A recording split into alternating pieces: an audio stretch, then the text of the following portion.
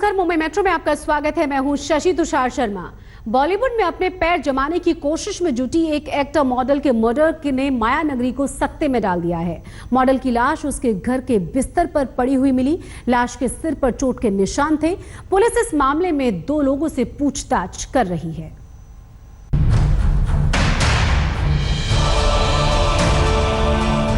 कृतिका चौधरी करके है, इंडस्ट्री से संबंधित थी।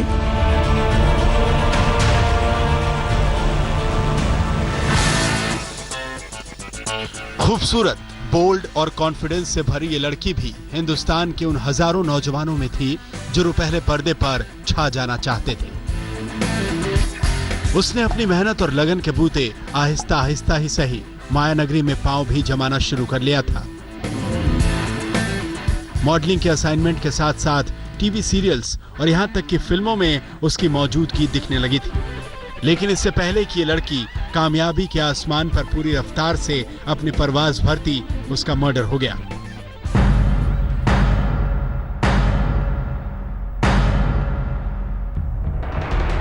कृतिका चौधरी, जी हां, यही नाम था उसका। कृतिका मुंबई के ही अंधेरी वेस्ट इलाके में भैरवनाथ सोसाइटी के फ्लैट नंबर 503 में रहती थी। सोमवार की रात कृतिका के पड़ोसियों ने पुलिस को फोन कर जानकारी दी कि उसके फ्लैट से किसी चीज की बदबू आ रही है। खबर मिलने पर पुलिस मौके पर पहुंची और किसी तरह दरवाजा तोड़कर अंदर दाखिल हुई। लेकिन अंदर का मंजर डरावना था। बेडरूम में कृतिका की लाश पड़ी थी और वो भी पूरी तरह सड़ी गली हालत में। ऐसे में पुलिस ने फौरन फॉरेंसिक टीम को मौके पर बुलाया और लाश बरामद करने के साथ साथ मौका वारदात से दूसरे तमाम सबूत इकट्ठा कर पुलिस की तफ्तीश शुरू हो गई है। पुलिस की जांच के मुताबिक कृतिका की हत्या उंगलियों में पहने जाने वाले लोहे के पंच से की गई है। आरोपी ने कृतिका के सिर पर पंच से वार किया। हत्या के बाद आरोपी पंच को मौका वारदात पर ही छोड़ गया। पुलिस ने धारा 302 के तहत मर्डर का मामला दर्ज कर लिया है। इस केस में 2 लोगों से पूछताछ की जा रही है। कृतिका की लाश का इतने दिनों से बिस्तर पर पड़ा होना भी पुलिस को काफी अजीबोगरीब लग रहा है। वो इतने दिनों तक दुनिया से कटी रही और किसी ने उसे ढूंढा तक नहीं। अहम सवाल ये भी कि कृतिका का फ्लैट आखिर अंदर से बंद था या फिर बाहर से। हेड इंजरी की वजह से ये डेथ होने की संभावना है, इसलिए हमने अननोन एक्यूज के खिलाफ मर्डर का केस अंडर सेक्शन 302 रजिस्टर किया है। फिलहाल कृतिका के बारे में ये जानना अहम है कि उसने फिल्म रज्जो से फिल्म इंडस्ट्री में कदम रखा था, जिसमें अभिनेत्री कंगना रनौत लीड रोल में थी।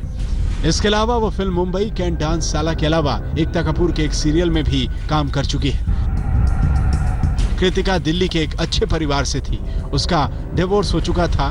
फिलहाल उससे अच्छे प्रोजेक्ट नहीं मिल रहे थे तो वो छोटे मोटे इवेंट में काम करती थी। मुंबई से सौरभ अक्तानिया और मयूरेश गणपति के साथ आज तक ब्यूरो। महाराष्ट्र सरकार ने बीज बोने के लिए किसानों को 10,000 रुपए का एडवांस दिए जाने का ऐलान किया।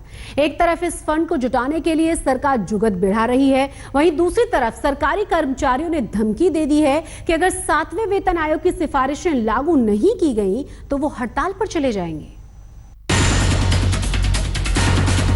किसानों की कर्ज माफी पर तो सरकार काम कर ही रही है। मंगलवार को कैबिनेट मीटिंग में बुआई में भी किसानों की मदद करने का फैसला लिया गया, जिसका समय निकलता जा रहा है। ये मांग शिवसेना की तरफ से आई थी। कल से बारिश शुरू हो गई, खरीफ का हंगाम शुरू हो गया, तो उनको 2 पैसे की जरूरत है, इसलिए हमने प्रस्ताव रख दिया कि 10,000 रुपये उनको एडवांस मिलना चाहिए। पूरे मंत्रिमंडल ने और मुख्यमंत्री ने भी ये मान लिया, लेकिन मंत्रिमंडल की उन्हें मान्यता चाहिए। तो आज मंत्रिमंडल ने ब्लैंकेट मान्यता मुख्यमंत्री को दे दी और बोले आप इनके बारे में बैंकों से बात करनी जो है वो करके जल्द से जल्द 2-3 दिन में उनको 10,000 एडवांस मिले, ऐसा बंदोबस्त करो। बाकी कर्जा मुक्ति तो हो गई चुकी है, वो सब फॉर्मेलिटी पूरी हो जाएगी। कर्ज माफी से तो सरकारी खजाने पर भार पड़ने ही वाला है, जो पहले से ही बुरी हालत में है। अगर 7वें वेतन आयोग की सिफारिशें लागू नहीं की गई तो 16 लाख सरकारी कर्मचारी भी जुलाई से हड़ताल पर जाने की धमकी दे रहे हैं। इससे भी सरकारी खजाने पर हजारों करोड़ का बोझ आ जाएगा। हमें अब ये ऐसा लग रहा है कि 7वां वेतन आयोग होने से रहा है और हमारा 60 वर्ष का जो रिटायरमेंट एज है उसके लिए भी समिति उन्होंने गठित की थी, उसका भी कोई नतीजा अभी तक नहीं आया है। ऐसे जो हमारे प्रोमिनेंट जो मांगे हैं उनको लेकर शासन बहुत ही उदासीन है और इसीलिए हम लोगों ने अभी 12, 13 और 14 जुलाई को स्ट्राइक पे जाने का निर्धारित किया है। हालांकि सरकार के लिए थोड़ी सी राहत राहुल कुल जैसे विधायकों की तरफ से आई है, जो खुद एक बड़े किसान हैं। दौंड के विधायक राहुल कुल ने खत लिखकर सरकार से कहा है कि वो अपना कर्जा चुकाने में सक्षम हैं, इसलिए उन्हें कर्ज माफी के दायरे से बाहर रखा जाए। पिछले कर्ज माफी पैकेज की सबसे बड़ी असफलता यही थी कि वो बड़े बड़े नेता जो किसान भी थे, उन्होंने कर्ज माफी का फायदा उठाया था। मेरे परिवार ने लगभग 20 लाख के आसपास लोन लिया है। वो सब खेती पे ही लोन लिया है और हम अच्छी तरह से खेती करके हर साल उसका रिपेमेंट कर रहे हैं। चंद्रकांत दादा पाटिल को लेटर देके उनसे विनती किया हो कि इस लोन वेवर स्कीम से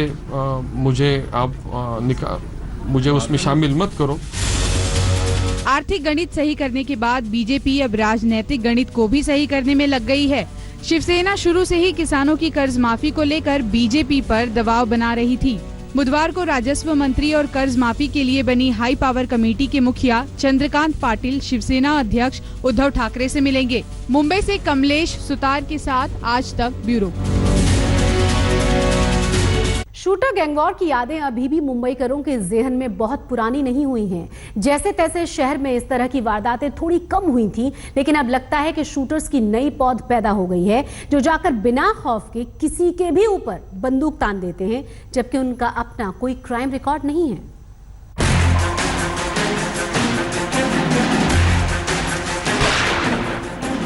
सीसीटीवी में कैद नाला सोपारा की ये शूटिंग की वारदात मुंबई में पुराने दिनों में अंडरवर्ल्ड में फायरिंग्स की याद दिलाती है। सीसीटीवी में दिख रहे इन आरोपियों का कोई क्रिमिनल बैकग्राउंड नहीं है, बस थोड़े से पैसों के लिए वो इस शूटिंग के लिए तैयार हो गए। इनमें से 25 साल का राज चौहान पेशे से वेटर है, जिसे काउंटर पर बैठे शख्स को गोली मारने को कहा गया था। बाइक चला रहा था 27 साल का अली अब्बास खान। ये मॉडल बनने के लिए कश्मीर से मुंबई आकर स्ट्रगल कर रहा था। 52 साल का सुधाकर क्रिस्टोफारिया केटरर है, जो सूरत जेल में सप्लाई देता था। क्रिस्टोफारिया का रोल थोड़ा चौंकाने वाला है। सूरत जेल में कैदियों की केटरिंग करते करते उसकी दोस्ती सुरेश पुजारी से हो गई। सुरेश पुजारी शूटर लाने के लिए क्रिस्टोफारिया के पीछे पड़ा रहा। जब क्रिस्टोफारिया को कोई और नहीं मिला तो उसने खुद से काम अपने हाथ में ले लिया। किसी भी गैंग के लिए बेहद जरूरी शार्प शूटरों की कभी धाक हुआ करती थी। छोटा शकील का एक शूटर फिरोज सरगुरोह इतना शक्तिशाली हो गया था कि शकील ने उसे अपने लिए खतरा महसूस करते हुए उसे मरवा ही दिया था। पिछले 2.5 सालों में मुंबई पुलिस ने तकरीबन 100 शूटर्स के खिलाफ मकोका के तहत मामले दर्ज किए हैं, जिसमें बेल मिलना तो मुश्किल होता ही है, तकरीबन 10 साल तक की सजा भी सुनाई जा सकती है। इसीलिए पुराने शूटर्स ने चंद रुपयों के लिए अब ये काम लेना बंद कर दिया है। ठाणे में पिछले साल हुई एक फायरिंग में पकड़े गए शूटर शोलापुर के एक किसान के बेटे थे। इन नए शूटर्स को पकड़ने के लिए पुलिस को कई छोटे सुराग नजर में रखने पड़ते हैं। उल्लासनगर शूटआउट में पकड़ा गया संदिग्ध सुरेश पुजारी को सूरत जेल में खाना पहुंचाया करता था। इसीलिए पुलिस अब गैंगस्टर से जुड़े हर शख्स पर कड़ी नजर रख रही है। कैमरा पर्सन राकेश सालस्कर के साथ मुस्तफा शेख, मुंबई, आज तक। आज महाराष्ट्र बोर्ड के 10वीं के नतीजे आ गए हैं। नतीजों में लड़कियों ने बाजी मारी है। सबसे अच्छे नतीजे हैं कोंकण इलाके से। रत्नागिरी के फातक स्कूल के अर्थ भिड़े ने 500 में से 495 नंबर हासिल किए हैं।